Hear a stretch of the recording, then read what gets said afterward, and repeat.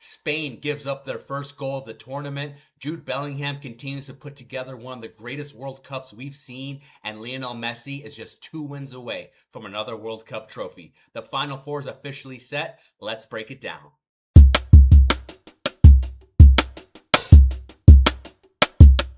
What's up, everyone? My name is Nelson. Welcome back to the GameFlow Report. And if you've been watching the World Cup from the beginning, you already know. Every round somehow tops the last one.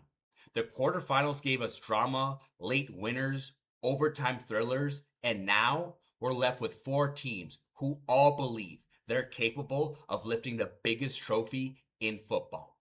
Let's start with Spain versus Belgium. Before this match, Spain hadn't allowed a single goal all tournament.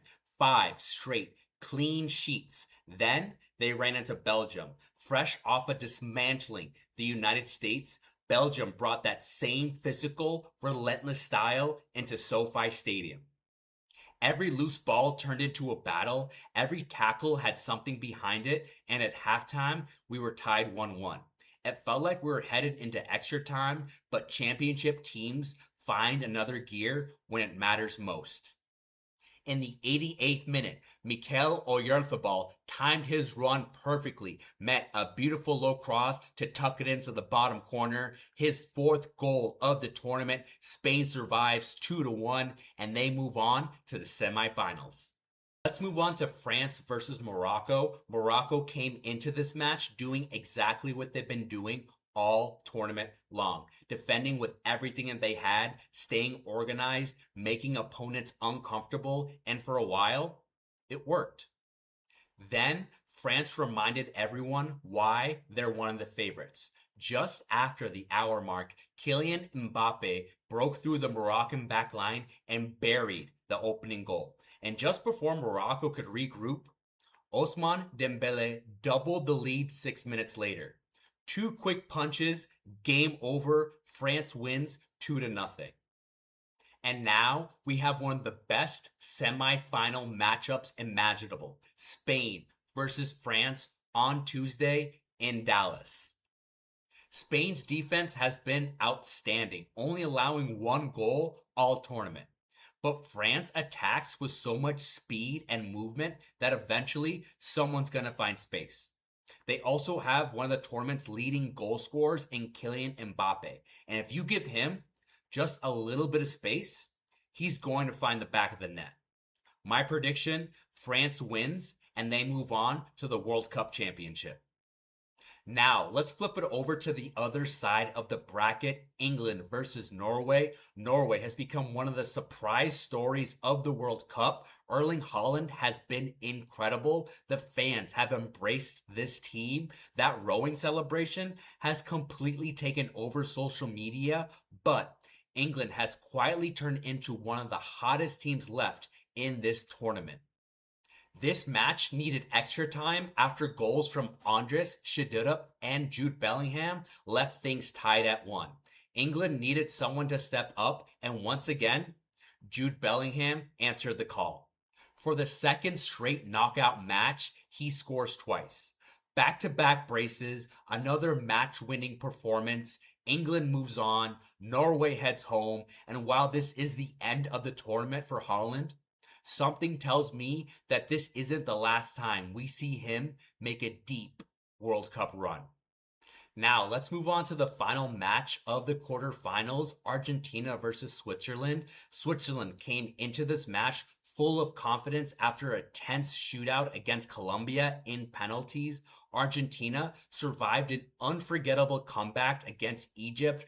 Both teams refused to give an inch. This match also needed extra time, and after 100 minutes, we were still tied 1-1.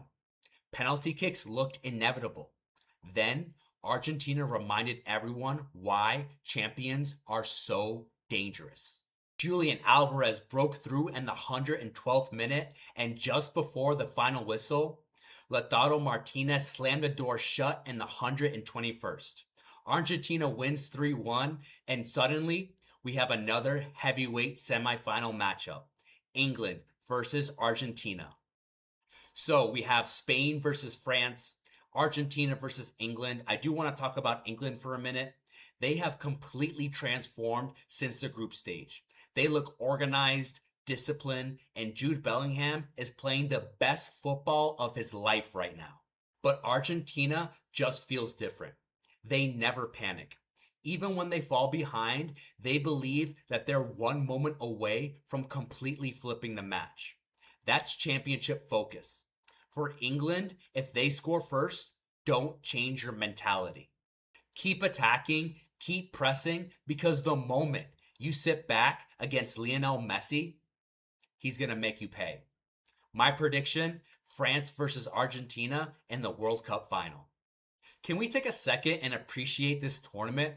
We've had packed stadiums, last-minute winners, penalty shootouts, historic upsets, legendary individual performances. This has easily been one of the most entertaining World Cups I've ever watched. And while it's bittersweet knowing we're down to the Final Four, I'm also excited for what's next. Because once the World Cup ends, the GameFlow report isn't slowing down. NFL training camp is around the corner, American football season is almost here, and we've got a whole new chapter waiting for us. But before we get there, we have two incredible semifinal matches left. So now, I want to hear from you. Does France have enough firepower to get past Spain? Can Jude Bellingham carry England to the final? Or does Lionel Messi have one more magical run left in him? Drop your predictions down in the comments because I read every single one of them. If you liked today's breakdown, make sure to hit that like button and subscribe to the GameFlow Report. Follow me over on X for my live reaction and thoughts throughout the tournament. My name is Nelson. That's the flow. That's the show. And I'll see you on the next episode.